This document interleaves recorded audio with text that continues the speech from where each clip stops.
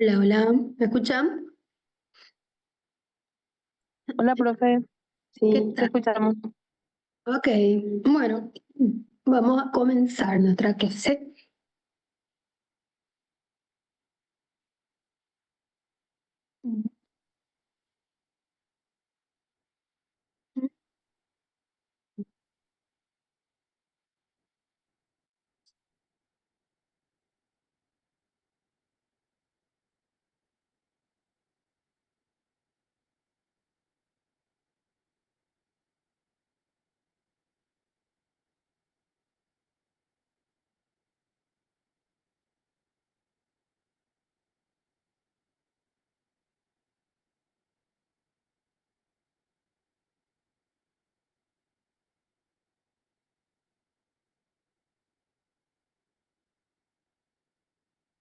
Esperen que un rato.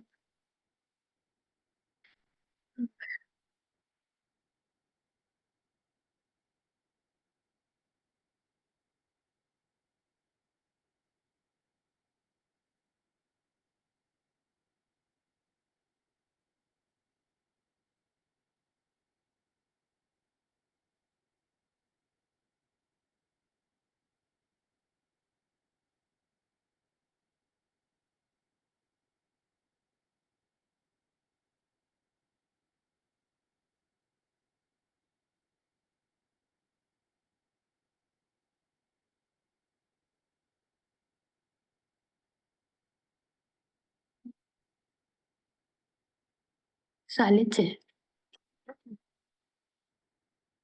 Esperen que- Mm,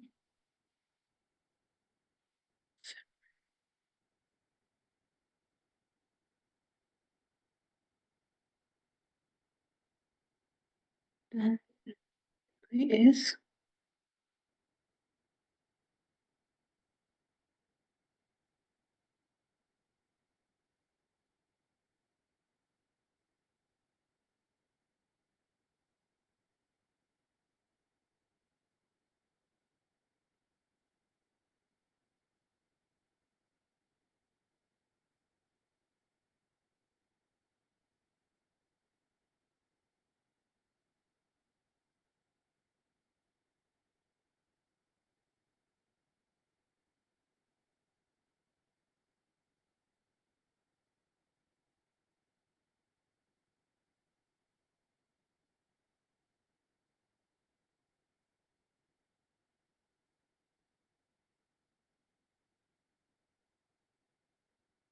no, es esa la clase. No sé. Ah, ya sé por qué.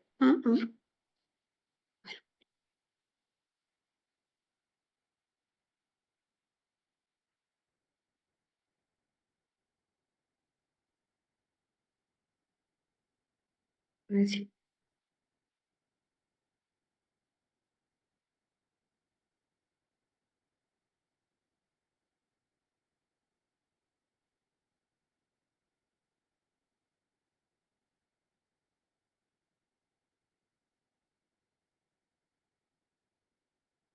A ver, avísenme un poco si se mueve. ¿Aparecen? Sí, Bueno, sí, se mueve.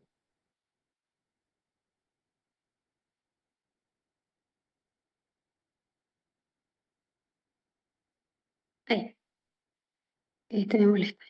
Bueno, hoy vamos a hablar entonces de las patologías peneanas, principalmente de las lesiones que podrían considerarse lesiones premalignas, ¿verdad?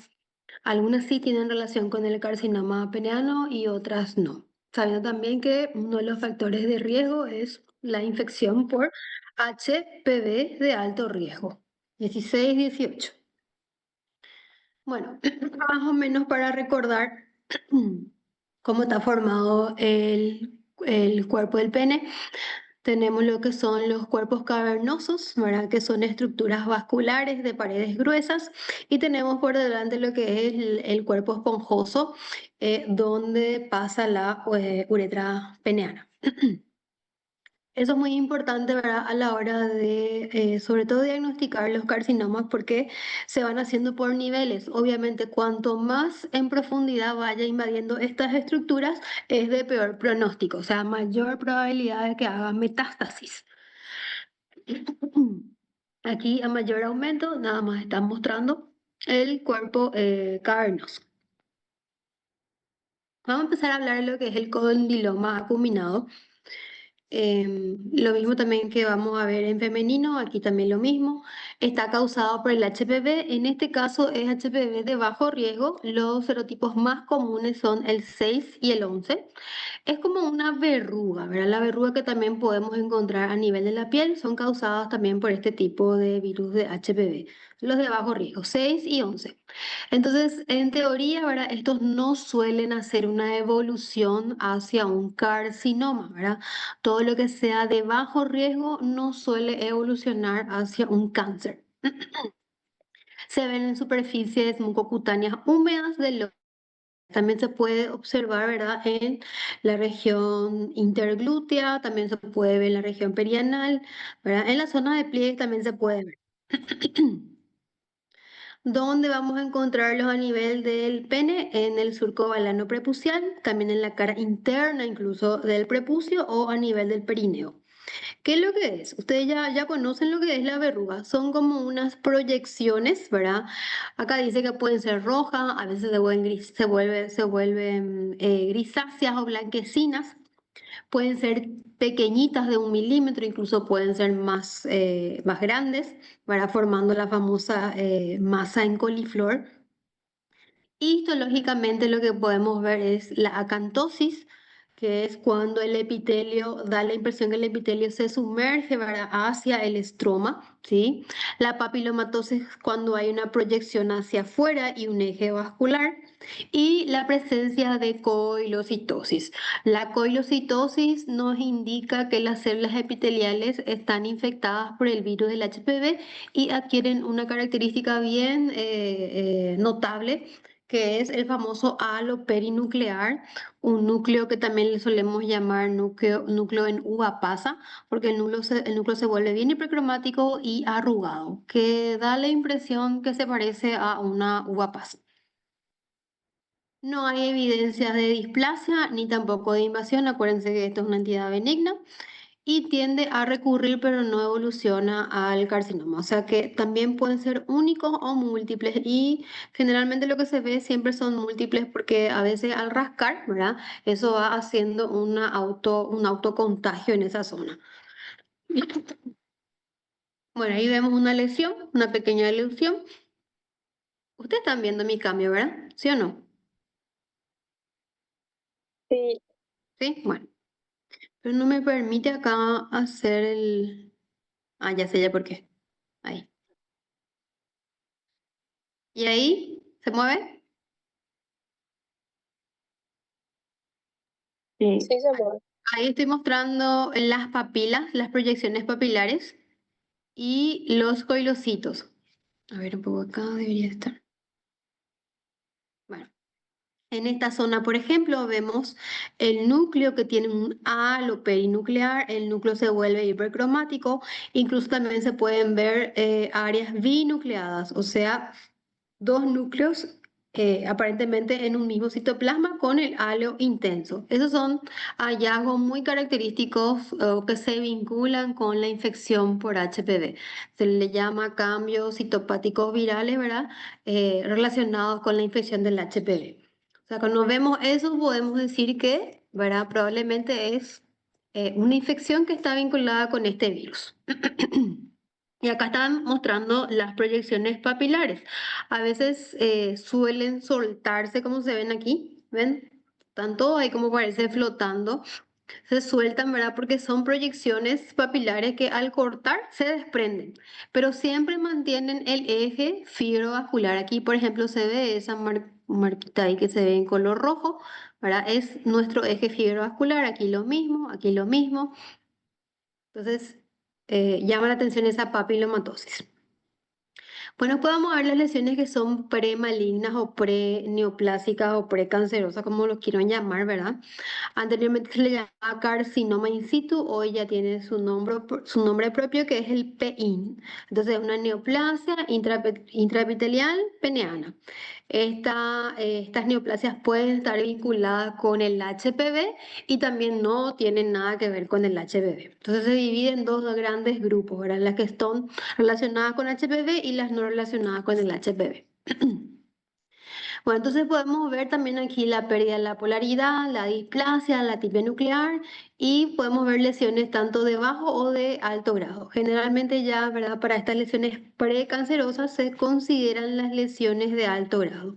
Si de repente veo una lesión de bajo grado, sobre todo en cuello uterino, puedo pensar que esa paciente está infectada con el HPV, pero probablemente es de bajo riesgo.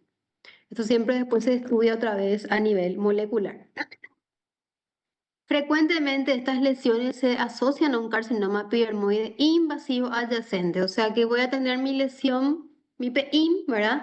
Y al lado yo puedo ver la evolución del cáncer invasor. Entonces yo tengo, ¿verdad? Esa relación, puedo hacer esa relación de que vino desde una neoplasia intraepitelial peneana de alto grado y evolucionó a un carcinoma invasor.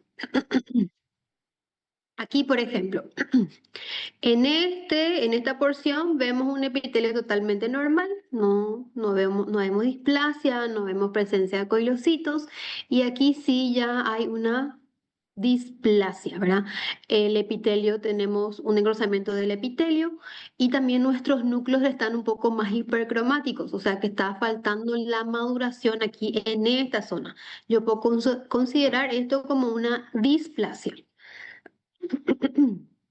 Y lo mismo, en este caso vemos que el espesor de la capa basal aparentemente está más engrosado, más o menos está llegando a nivel medio de todo el espesor del epitelio. Entonces aquí también tenemos una displasia. Y de nuevo en la superficie estoy viendo presencia de coilocitos. Cuanto más coilocitos vemos en la superficie, ¿verdad? Podemos decir que es una displasia de bajo grado. Cuando la displasia llega más o menos ya a la mitad del espesor de todo el epitelio, es moderada. Y cuando todo esto que vemos aquí abajo también vemos arriba, o sea, que no estamos viendo que está madurando, se ve mucho núcleo más que citoplasma, ahí hablamos de una lesión, ¿verdad? De alto grado o también llamarlo ya un carcinoma in situ o un PIN de alto grado. Bueno. Dentro del PIM, ¿verdad? Que está relacionado con el HPV, tenemos varias entidades. Entre ellas está la enfermedad de Bowen y la eritroplasia de Keirat, ¿sí? Estos representan un carcinoma in situ, ¿verdad? Usualmente se ve en individuos más grandes, mayores. Se asocia también con el carcinoma invasor porque dijimos que son lesiones premalignas y un 5 al 10% puede progresar hacia un cáncer invasor. O sea que yo puedo tener estas lesiones al lado, tanto la enfermedad de Bowen como la eritroplasia de Keirat, y vemos también un carcinoma en un 5%. No es muy alto el porcentaje. Bueno, hay diferencias entre la enfermedad de Bowen y la eritroplasia de Keirat. ¿Cuál es? Específicamente es la localización. Si nosotros vemos lesiones, ¿verdad? Que se sitúan anatómicamente, por ejemplo, a nivel del glande o del prepucio, voy a pensar en una eritroplasia de Keirat. Ya cuando vemos lesiones, ¿verdad? Que se localizan en la piel del pene, sobre todo a nivel del cuerpo, ¿verdad? Voy a pensar en una enfermedad de Bowen. ¿Por qué les digo esto? Porque histológicamente son iguales, ¿sí? Bueno, y deben ser consideradas una entidad en cuanto al pronóstico y también al tratamiento. O sea, que se tienen que tratar. Aquí, por ejemplo, vemos que está a nivel del glande. El libro menciona que la eritroplasia de Keirat se suele ver como una lesión eritematosa, irregular, ¿sí? Que parece que está erosionada, ulcerada y generalmente, como les dije, a nivel del glande, ¿sí? En cuanto a la histología, vamos a ver displasia, ¿verdad? Núcleos hipercromáticos, agrandados, células también multinucleadas, o sea que vamos a ver también coilocitos. Disqueratosis, vacuolización, acatosis y paraqueratosis. ¿Ustedes saben lo que es la paraqueratosis?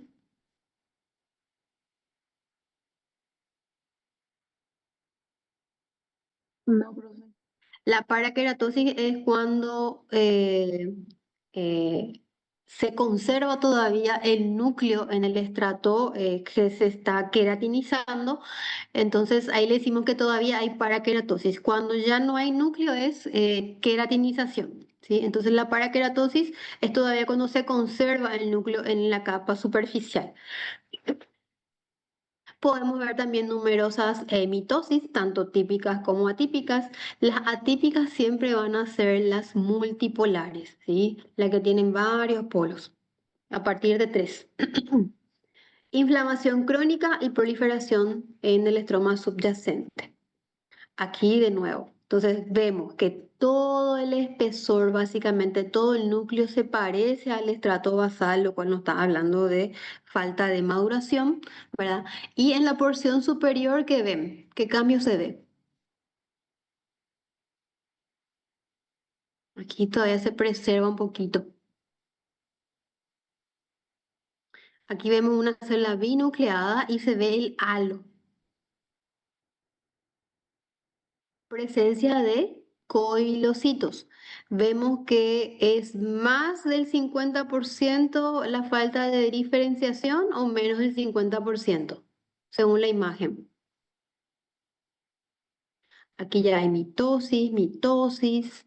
Aquí arriba hay mitosis. Acá también las mitosis están muy altas, ¿verdad? Otro indicador de falta de maduración o que se está dividiendo, ¿verdad? Y la división ustedes ya saben que corresponde solamente a la capa basal. La capa basal es la que se tiene que dividir y a partir de ahí se tiene que diferenciar para arriba o tiene que madurar. Entonces, estamos viendo mitosis altas. Estamos viendo que los núcleos de la capa basal se parecen también a los núcleos que están aquí arriba. Y bien en la porción apical estamos viendo coilocitosis. ¿Es una displasia de alto grado o de bajo grado?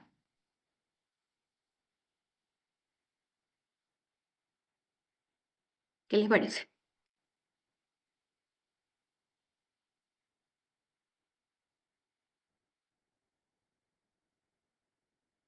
Acuérdense que estas lesiones pueden evolucionar a un cáncer. A ver, me dieron en el chat para eso. A ver. Células muertas con núcleos. Células muertas con núcleos. No. Lo que vemos aquí en la parte superior son células binucleadas con el halo perinuclear, lo cual nos está indicando infección por HPV, coilocitos o coilocitosis. Es una lesión de alto grado cuando ya va más del 50% de todo el espesor del epitelio, ¿sí? Vamos a la siguiente imagen. Ok, bueno. Después también tenemos la papulosis bovenoide, relacionada también con el HPV en un 80%, solamente que este tipo de entidad se ve más en pacientes jóvenes, entre 20 y 30 años. El otro era pacientes adultos mayores. Como múltiples pápulas violáceas rojizas, sobre todo donde localizadas en la piel del cuerpo peneano. ¿Sí? También se puede ver ocasionalmente a nivel del glande o del prepucio. Aquí la característica es que son pacientes jóvenes. ¿Sí? Tiene características similares también a la enfermedad de Bowen, pero con menor alteración en la maduración, menos atipia y menos figuras mitóticas. Estas pueden involucionar de manera espontánea. También otra cosa que no les mencioné, ¿verdad? El HPV. Los de bajo riesgo, sobre todo, suelen, ¿verdad? En un paciente, una paciente que es inmunocompetente, esto puede involucionar, o sea que puede desaparecer completamente, ¿verdad? Las lesiones que se ven por causa de la infección del HPV. Solamente eso ocurre más con las lesiones de bajo grado, o sea, HPV de bajo Charge riesgo. complete. Ya los de alto riesgo no están así. A veces pueden evolucionar, pero lo más común es que evolucionen hacia una lesión de mayor grado. Y se ven así, por eso se les dice papulosis, ¿verdad? Porque pueden ser únicas también o múltiples. La mayoría de las veces se ven múltiples en la zona del cuerpo peneano. Bueno, en cuanto a la micro, esto que está aquí es queratina, ¿sí? Queratina y alguna que otras parece que están preservando todavía el núcleo. En este caso sí sería una paraqueratosis. Otra vez de nuevo, vamos a tener en cuenta lo que es el espesor del epitelio. Aquí tenemos nuestras células basales y básicamente hasta aquí todas se están pareciendo. Y ya en la porción superior veo mucha coilocitosis otra vez, ¿sí? Todo esto es coilocitosis. No son lesiones que tienen mucha mitosis, ¿verdad? No se ve tanta la displasia como lo es tanto en la enfermedad de Keirat como en la enfermedad de Bowen, perdón. Entonces, en esto se suele ver un poquito menos displásico y menos atípico. Bueno, vamos a hablar ahora de lo que es el carcinoma epidermoide, ya que representa el 95% de las neoplasias que ocurren a nivel del pene. Es infrecuente en los países del primer mundo, ¿verdad? Menos del 1% de cáncer en el hombre, y sí en los países en vía de desarrollo todavía se sigue viendo mucho, ¿verdad? Eh, no sé si le conocen al doctor, al patólogo Luis Antonio Cubilla. Él es un investigador que si ven las referencias bibliográficas, siempre está escribiendo, ¿verdad? Artículos, libros, incluso también a nivel internacional, relacionados con patologías penianas. ¿Por qué? Porque en nuestro país nosotros vemos mucho de estos casos, ¿verdad? Incluso me acuerdo cuando éramos residentes en IPS, cada vez que teníamos un tumor de pene teníamos que sacarle foto, ¿verdad? Teníamos que tenemos que sacarle fotos sobre un fondo así para que en el futuro, ¿verdad? Se pueda publicar. Y todos estos casos que nosotros teníamos, sí o sí tenían que ir también a revisión con el doctor Antonio Cubilla. Hasta hoy día creo que están haciendo eso, ¿verdad? Porque él junta todas estas neoplasias para después poder hacer una revisión y seguir haciendo, ¿verdad? Sus estudios relacionados a este tema. Bueno, los factores ambientales son los más importantes que los genéticos en la patogénesis, pero también se vieron casos familiares. Aquí lo que más importa son los factores ambientales. ¿Cuáles son esos factores o cuáles son los factores predisponentes? La pobre higiene. ¿Verdad? Uno de lo que siempre se suele hablar, ¿verdad? Es porque la pobre higiene, ¿qué es lo que genera? Un esmegma, ¿verdad? Un esmegma que se va acumulando y eso genera inflamación. La fimosis también. Otros factores predisponentes, historias, ¿verdad? De verrugas genitales, dificultad en la decalotación, ¿verdad? Se vio también un estudio, vio que en neonatos, si se hace la circuncisión, ¿verdad? Disminuye grandemente el factor, como factor de riesgo eso. Acumulación del esmema que ya dijimos, falta de circuncisión al nacimiento o la circuncisión tardía, pero mucho más influencia tiene, ¿verdad? Cuando ya se hace la circuncisión al nacer. Historia también de erupción o traumas a nivel del pene. También es un factor predisponente. La edad media de aparición es entre los 50 a 70 años. Ocasionalmente se ve en adultos jóvenes y extremadamente raro en niños, ¿verdad? Cuando se ve en pacientes muy jóvenes o en niños, hay que pensar, ¿verdad? En un contacto sexual no consentido, ¿verdad? Entonces hay que investigar de repente si hubo violación y todo lo demás, ¿verdad? Motivo de consulta siempre es un tumor, ¿verdad? Que crece a nivel del pene, generalmente, ¿verdad? Ustedes van a ver ahora nuestras fotos y van a ver que la mayoría de los casos que tenemos no son lesiones pequeñas, son lesiones exuberantes, ¿verdad? Y uno dice, ¿cómo es que llegaron hasta ese punto, ¿verdad? No se fueron a consultar. Y bueno, todavía hay mucho tabú, ¿verdad? Mucha falta de conocimiento, ¿verdad? De repente también vergüenza, ¿verdad? Entonces, los pacientes generalmente tienden a tener por largo periodo de tiempo estos tumores que después van creciendo hasta que generan masas importantes. También puede aparecer como una úlcera, una pequeña úlcera o un eritema en 30 a 40% de los casos. Los motivos de consulta menos frecuentes, el dolor, la disuria, ¿verdad? En caso también que haya invasión a la uretra, eso se puede inflamar y genera disuria, sangrado o ya en estado más avanzado como una enfermedad metastásica. Bueno, ¿cómo se clasifica el cáncer de pene? Epidermoide. Según el sitio de origen, cómo crece ese tumor, ¿verdad? Cómo es el patrón de crecimiento y también los subtipos histológicos. En cuanto al sitio de origen, vamos a ver que el glande, la cabeza, ¿verdad? El glande es la localización más frecuente de todos los carcinomas epidermoides. Casi 80% de todas las neoplasias van a estar localizadas a nivel del glande. Le sigue la mucosa prepucial, un 15%, el subcoronal y también menos frecuente, ¿verdad? La piel del prepucio y el cuerpo son extremadamente raros.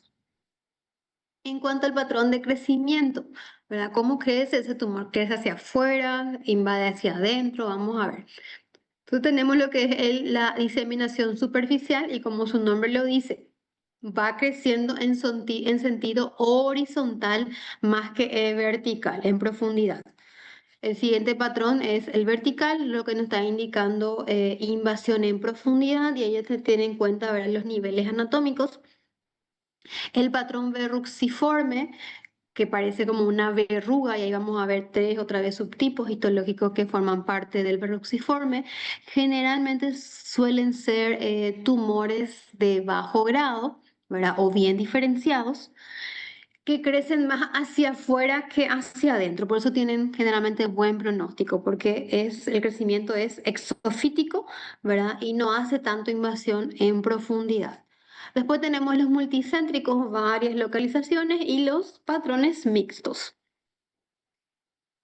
Bueno, esto para que tengan en cuenta, ¿verdad? Los niveles. Aquí tenemos lo que es el glande, ¿verdad? La lámina propia, lo que se ve en rojo sería el epitelio escamoso, luego tenemos la lámina propia y luego ya viene lo que es el cuerpo esponjoso. El cuerpo esponjoso otra vez se divide en lo que es cuerpo esponjoso superficial. Todavía esto, por ejemplo, puede ser un patrón de crecimiento superficial, ¿verdad? Y ya cuando tenemos un patrón o cuando el cáncer ya va haciendo invasión más en profundidad, se lo divide en cuerpo esponjoso profundo o el deep, ¿verdad? Por los siglas en inglés, y ya cuando invade el cuerpo cavernoso, ¿verdad? También aquí la túnica albuginea. Esos serían nuestros niveles de invasión. Bueno, para eso, ahora vamos a, como dice, quiero que tengan en mente esto, ¿verdad? Para poder ir viendo cómo son los patrones de crecimiento. Diseminación superficial corresponde a un 35% de los carcinomas epidermoides. Es un tumor plano que va creciendo, como le dije, en sentido horizontal y que invade, ¿verdad? También estructuras anatómicas, pero solamente de manera superficial. Generalmente son bien a moderadamente diferenciados y por eso tienen bajos índices de invasión ganglionar. Aquí, por ejemplo, vemos, esto sería una falectomía parcial, ¿verdad? Cuando se ve que son tumores, ¿verdad?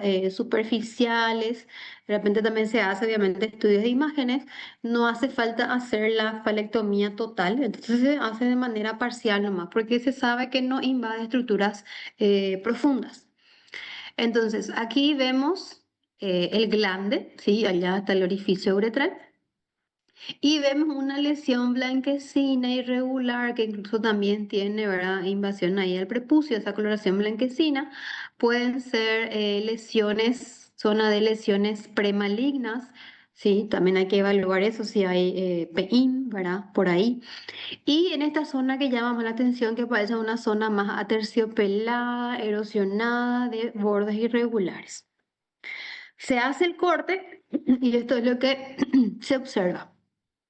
Entonces, aquí tenemos lo que es el glande, el epitelio sería por aquí y esto sería la porción superficial del cuerpo esponjoso. Esto que se ve aquí de manera blanquecina o sea, no blanquecina específicamente ahí. ¿Qué pasó?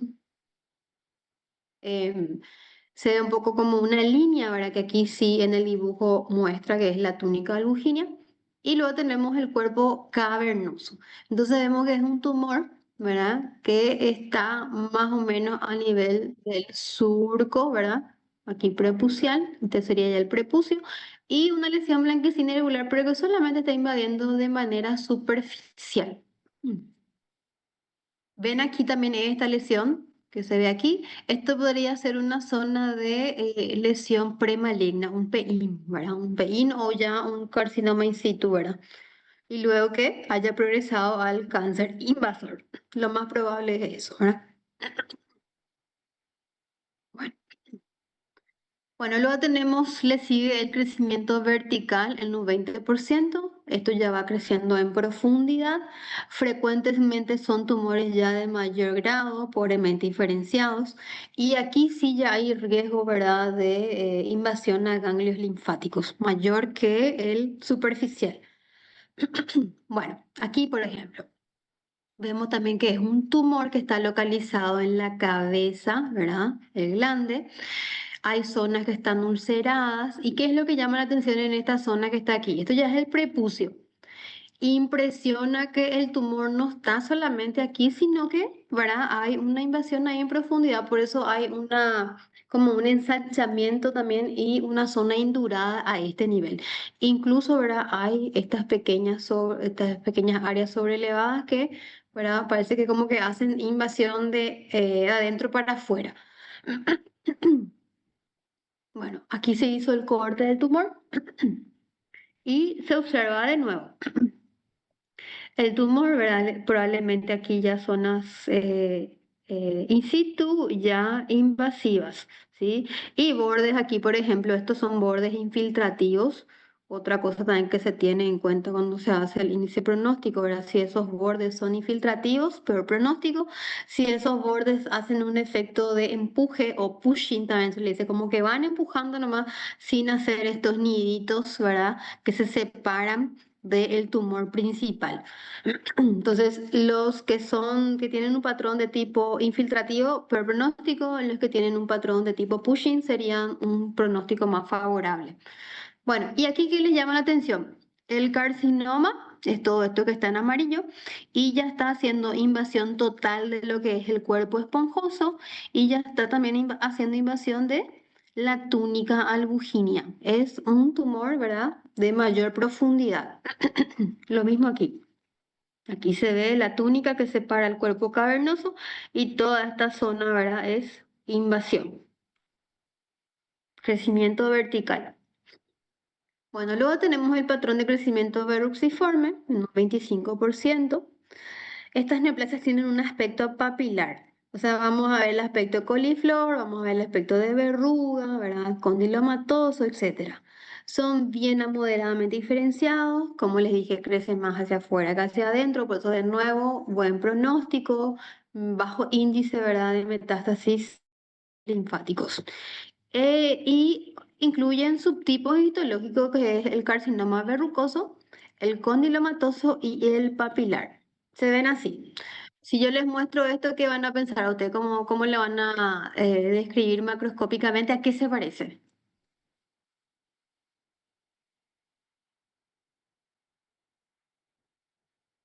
¿Mm? A ver, ahí me están escribiendo. A ver. Coliflor, ¿verdad? Coliflor, muy bien. Se parece a una masa de coliflor, ¿verdad? Parece que es grande el tumor, en realidad es grande, pero el crecimiento es más exofítico, ¿sí? Vamos a mirar ahora cómo se hace el corte. Ahí. Aquí tenemos otra. En este caso también solamente se sacó la porción, ¿verdad? Una falectomía parcial, porque el tumor estaba localizado en la glande y todo esto es el tumor, ¿sí? No hay invasión por aquí abajo, es un crecimiento exofítico. Aquí lo mismo. Muestra, no sé si ustedes ya pueden ver estas proyecciones que parecen como unas papillas, como que va y viene, ¿verdad? Proyecciones papilares. El tumor también tiene más un crecimiento de tipo superficial. Aquí estas zonas me parecen un poco irregular, también puede ser un poco de invasión, pero todavía sigue siendo superficial. Aquí le tenemos la túnica albuginea y está lejos de ahí. Aquí tenemos otra imagen de un tumor de tipo verruxiforme, según el patrón de crecimiento. El tumor está localizado en la cabeza. ¿Qué es lo que también sucede con este tipo de tumores? Al crecer, ¿verdad? A nivel del glande, ¿verdad? Y ser exofítico, muy exofítico, pueden obstruir acá la uretra, ¿sí? Y pueden obviamente causar también inflamación y todo lo demás. Esto ya es un tumor obviamente grande. Invasión también al canal uretral. Aquí vemos que hay invasión solamente del cuerpo esponjoso, superficialmente en este caso. Y en la microscopía es así, proyecciones de apariencia papilar. Y ven acá ¿este borde les parece infiltrativo o un borde de tipo expansivo? La invasión. Sigue siendo un cáncer. Está invadiendo aquí la lámina propia ya. No es solamente epitelial. Expansivo. Es expansivo. Es como que todos están en el mismo nivel. Es como que todos están ahí en el mismo nivel. Ese sería el borde expansivo. Ahí está. Aquí tenemos otra lesión que está localizada tanto a nivel del glande, se está extendiendo también ya hacia la piel, ¿verdad? Hacia el prepucio, ¿sí? Lesión más ulcerada que exofítica. Bueno, el multicéntrico, dos o más neoplasias primarias independientes en varios compartimientos anatómicos y el mixto, varios patrones de crecimiento. Bueno, en cuanto al subtipo histológico, el carcinoma epidermoide que ustedes ya conocen de esófago, que ya conocen, ¿de dónde más conocen el carcinoma escamoso? ¿Dónde más vimos?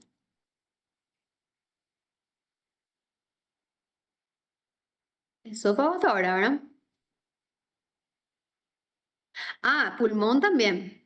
Bueno, el que hace las perlas de queratina, que se puede diferenciar, ¿verdad? Bien, moderada, pobremente diferenciado. Ese es el clásico, el más frecuente, ¿sí? Luego tenemos otro subtipo que es el basaloide, como su nombre ya lo dice, ¿verdad? Basal. Las células se van a parecer a quiénes? A las células basales, o sea que no vamos a ver mucha maduración, no vamos a ver citoplasma importante. El otro subtipo histológico es el verruxiforme, que también tiene patrones de crecimiento, ¿verdad? Vamos a ver que existe el condilomatoso, el papilar. Otros, el sarcomatoide, el adenoscamoso y mixto que no son frecuentes. El sarcomatoide siempre tiene mal pronóstico, es un sarcoma. Bueno, entonces tenemos aquí el tipo clásico o usual, que corresponde al 70%. Casi siempre son bien moderadamente diferenciados y suelen hacer presencia, ¿verdad?, de perlas de queratina, suele tener perlas de queratina, frecuentemente asociados a un carcinoma in situ. Es esto lo que ustedes ya conocen, ¿verdad? Bien a moderadamente diferenciado con sus perlas de queratina presentes en el tumor. Esto nada más para mostrarle, ¿verdad? Si de repente hay duda, ¿verdad? Siempre se suele buscar esto que está aquí. Se ven las células atípicas, se ve el núcleo prominente, se ve mitosis, ¿verdad? Y se ven, ¿cómo se llaman estas estructuras que están ahí?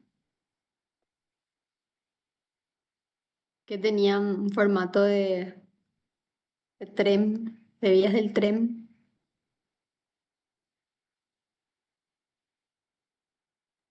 Esas no son las uniones de desmosoma por ahí, profe. Exacto, son los desmosomas, ¿verdad?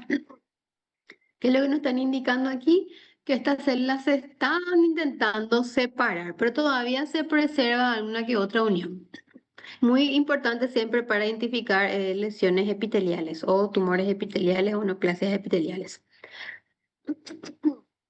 Bueno, el basaloide es el otro subtipo histológico, 10% de verdad de todo lo que es el carcinoma peneano. En HPV relacionado, o sea que tiene relación con el HPV de alto riesgo. Y aquí lo que vamos a ver son nidos de células de tipo basaloide pobremente diferenciadas. ¿Por qué son pobremente diferenciadas? Porque las células basales no tienen diferenciación, ¿verdad? Es más núcleo que citoplasma. Estos sí tienen un alto índice de recurrencia, ¿verdad? Y también de ganglios o linfonodos positivos. Y el pronóstico es el peor de todos. Entonces vemos aquí el epitelio, ¿verdad? Displásico, aquí se ve mitosis y después vemos estos nidos que se parecen ¿a qué? A estas células que están aquí, a las células basales. Generalmente hacen como una empalizada en la periferia. ¿Qué significa eso? Que como que las células o los núcleos se disponen de manera vertical, ¿sí? Y es un nido de células azules pequeñas, ¿verdad? Que no tienen citoplasma evidente, por eso se le dice basaloide. Aquí también, este sería un tipo, acá, ven ustedes que esto sería la acantosis y aquí se ve estas proyecciones, ¿verdad? Que van a ir proliferando hacia un carcinoma tipo basaloide. Bueno, el verruciforme, hay tres variedades, el condilomatoso, el verrucoso y el papilar. Y tienen una cierta diferencia, ¿verdad? En cuanto a la morfología. Vamos a ver aquí. Este sería el verrucoso, donde vamos a ver que las papilas, ¿verdad? O la base de estas papilas son anchas, hay una acantosis. Esta sería la papila, acá, papila, y esta sería la acantosis, son anchas, generalmente son regulares y los bordes también son más expansivos que infiltrativos, ¿sí? Luego tenemos aquí abajo el C corresponde a un condiloma. Ese puntito blanco que se ve ahí, ¿qué les parece que puede ser? Como esas celulitas que tienen un puntito y se ve blanco alrededor.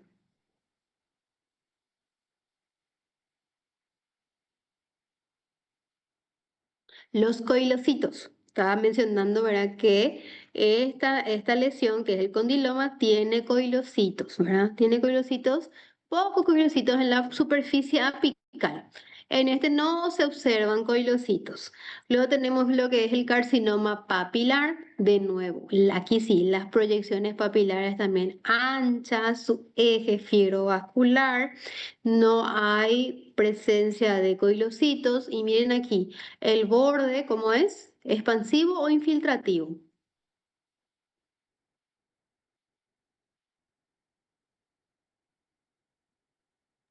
¿Expansivo? Expansivo para ustedes cuando ya hay algo suelto por aquí. Esto es expansivo. Ah, no, no, Aquí, infiltrativo. aquí también expansivo. Esto no es porque no es lo tumor, ¿verdad? Pero aquí sí ya se ve más irregular y se suelta, parece que se van soltando de manera irregular. Estos son los bordes infiltrativos. Y luego tenemos el condilomatoso, el carcinoma de tipo condilomatoso, se parece a un condiloma, y lo que más llama la atención es la presencia de muchos coilocitos. También las papilas son importantes con su eje fibrovascular, ¿verdad? Pero presencia de coilocitos a diferencia de este, de repente se nos confunde, ¿verdad? El papilar con el condilomatoso. El papilar no suele tener coilocitos, el condilomatoso sí. Y hace invasión, por eso se ve aquí esto que está aquí. Pues es considerado un carcinoma. Esto no es un carcinoma, esto sí. Hace invasión. Bueno. El condilomatoso es HPV relacionado también. Tiene presencia de coilocito, usualmente de bajo grado, y hace bordes infiltrativos generalmente. Acá, por ejemplo, este sería el condilomatoso. Esto que está acá. Se suelta, se va soltando. Se ve así, muy prominente, ¿verdad? Lo que es. Esto sería el tumor. Esto sería paraqueratosis, gente. Esto que se ve aquí es paraqueratosis. Todavía se ve la queratina rosada y se ven algunos núcleos que están metidos ahí. Y esto que está aquí es el coilocito. Esto. Ven que la coilocitosis es importante en este tumor. Y la papila, siempre la papila. Aquí vemos una papila y el eje fibrovascular. El verrucoso es una neoplasia exofítica bien diferenciada, no tiene atipia coilocítica y dijimos que los márgenes son más expansivos. De nuevo, nidos, ¿verdad? De células, esto ya es estroma, aquí también. Y ven que no hay ese borde irregular. Es como si fuera que un nido suelto se soltó, se quedó ahí, ¿verdad? Metido, pero no hace ese borde irregular, ¿verdad? Tampoco que otra cosa está faltando, no se ven los coilocitos. Hay presencia también de queratina. Es un carcinoma de tipo escamoso, ¿verdad? Pero la variedad es, en ese caso era verruciforme. Bueno, verrucoso, perdón, porque el patrón, ahí siempre también se suele preguntar eso, el patrón es verruciforme y el subtipo es verrugoso o verrucoso, es lo mismo, ¿sí? Bueno, y el papilar también es una neoplasia isofítica, bien a moderadamente diferenciada, los márgenes son infiltrativos, como habíamos visto aquí, papilar, perdón, el de arriba. Y es el más frecuente, ¿verdad? En cuanto a esos subtipos verruciformes. Aquí de nuevo, ¿verdad? Esto, aquí, este sería mi epitelio normal. Aquí ya vemos un pequeño engrosamiento, ¿verdad? El epitelio y hay bordes aquí infiltrativos, ¿ven? Totalmente irregular que se va metiendo dentro del estroma. Si, por ejemplo, ¿verdad? Es un tumorcito pequeño que está localizado en el glande, ¿verdad? Se hace lo que es la biopsia, ¿verdad? Se toma esta porción aquí. Es súper difícil a veces de hacer el diagnóstico diferencial con un condiloma. ¿Por qué? Porque yo no estoy viendo en la profundidad, ¿sí? Entonces siempre tratar de hacer una biopsia más amplia, ¿verdad? Sí, sobre todo si hay sospecha de que sea algo neoplásico. Cuando un condiloma, por ejemplo, es demasiado grande, ¿verdad? Entonces, hacer una biopsia bien importante para poder descartar zonas de infiltración. Bueno, ¿cuáles son los factores pronósticos que nos ayudan a predecir si ese paciente va a tener metástasis regional o metástasis sistémica? Primero que nada, el tamaño del tumor primario. A mayor tamaño tumoral, peor pronóstico, ¿verdad? Excepto en quiénes, en los verruciformes, porque podemos ver un tumor súper grande, verruciforme, pero no está haciendo invasión profunda, ¿sí? Entonces, para los verruciformes no se tiene en cuenta ese criterio. El sitio del tumor primario. Si está localizado en el prepucio, mejor pronóstico, ya bajando el pronóstico a medida que se va haciendo localización a nivel del glande y en el surco coronario. En cuanto al patrón de crecimiento, mejor pronóstico siempre el verruciforme, luego le sigue el superficial y el peor pronóstico es el de crecimiento vertical. En cuanto a los subtipos histológicos, el verrucoso, el condilomatoso, el papilar, que son patrones verruciformes que crecen hacia afuera, van a tener mejor pronóstico. El tipo clásico usual también le sigue y los que tienen peor pronóstico son el sarcomatoide. También el grado tumoral, a mayor diferenciación, mejor pronóstico. El porcentaje de metástasis es mucho menor en comparación con el grado 3, por ejemplo. El grado 1, 24%, ¿verdad?, de riesgo a hacer metástasis, y ya el grado 3, un 80% para arriba a que ellos hagan metástasis, tanto regional como sistémica. El nivel anatómico también es otro dato importante y esto va a variar de acuerdo al sitio anatómico. No es lo mismo, ¿verdad? Si el tumor está localizado a nivel del glande, va a tener un nivel diferente que, por ejemplo, cuando se origina a nivel del cuerpo peneano. Hay varias escalas anatómicas, ¿verdad?, que se miden teniendo en cuenta de dónde es el sitio primario. La profundidad de infiltración, a mayor profundidad, ¿verdad? También peor pronóstico. Bueno, y los parámetros más importantes para predecir si hay ganglios positivos, Según el índice de Cuilla se agregó +1, antes era solamente el grado tumoral y el nivel anatómico. Hoy día también ya, ¿verdad? El doctor agregó que es esto que les dije anteriormente, que es el patrón de invasión. Se hace un patrón infiltrativo versus un patrón expansivo. Entonces, este es el que se utiliza, ¿verdad? Como índice pronóstico. El grado tumoral, tenemos en cuenta el grado tumoral, el nivel anatómico según el sitio primario, vamos a tener una escala de 0 al 3, y el patrón de invasión. Eso vamos a llevar en una tabla otra vez que nos va a dar grupos, ¿verdad? Grupo 1, grupo 2, grupo 3, y a mayor grado o a mayor número, ¿verdad? El índice va a ser, el índice de metástasis va a ser mayor. Bueno, y eso es todo. No sé si tienen alguna pregunta. Generalmente, ¿verdad? Eh, A ver, me preguntan. Les muestro. Sí. Acá. Bueno, hoy día seguimos viendo cáncer de pene, ¿verdad? En estadios avanzados. Eh, no es algo que no vemos, realmente vemos. Acá se ve, el año pasado creo que tuvimos, creo que 6 o 7 casos en Franco, también visto 2 o 3 visto en Minga, o sea que hay, ¿verdad?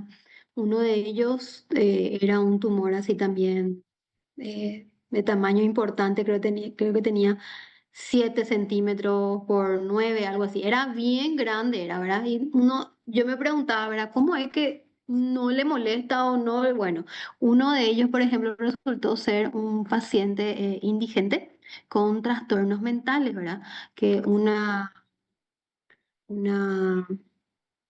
una señora que le encontró en la calle, no sé cómo fue, como para que venga, ¿verdad?, a consultar y que se le haga no sé si fue familiar, pero yo recuerdo que para mí que no tenía pariente, no tenía nada. Lo que sí que esta gente que hace asistencia social, ¿verdad?, le llevó al hospital, se le hizo tratamiento, ¿verdad? Se le hizo ese diagnóstico, pero nosotros no sabemos qué pasó de él. Parece que el paciente se perdió después de la cirugía. Nunca más lograron localizarle. Y así, cosas que uno dice, ¿verdad? Yo así reclamo, ¿verdad? ¿Cómo es que...? Pero no sabemos también el trasfondo, ¿verdad? No sabemos qué fue lo que pasó. Entonces, la mayoría de las veces se ven adultos mayores, ¿verdad? Así como mama también hoy día. Vamos a seguir viendo todavía tumor de mama que está ulcerando, ¿verdad? Y que la paciente ya en último estado de esa enfermedad viene a la consulta. Se sigue viendo todavía eso en Paraguay, lastimosamente. Por eso es que en países de primer mundo, cuando se hacen esos tipos de estudios, sobre todo acá cáncer de pene, ¿verdad? El doctor Cubilla es muy elogiado, alabado y muy conocido, ¿verdad? Por todos estos estudios que él viene llevando hace varios años ya. Y todo lo que ustedes vean de pene, van a ver que ahí está siempre el doctor como autor. Bueno, ¿alguna pregunta?